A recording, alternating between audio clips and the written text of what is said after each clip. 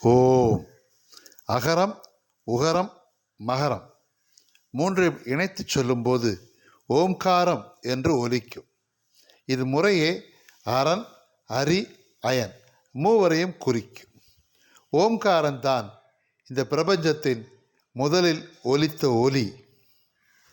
ஓம்காரம்தான் இந்த பிரபஞ்சத்தின் மூலப்பொருள். அதுவே நாத பிரம்மம் எனப்படும்.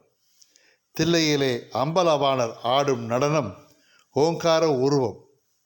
ஞான முதல்வன் மகாகணபதி அமர்ந்திருக்கின்ற உருவம் ஓம்காரம். எந்த மந்திரமும் ஓம்காரம் என்றுதான் துவங்குகிறது.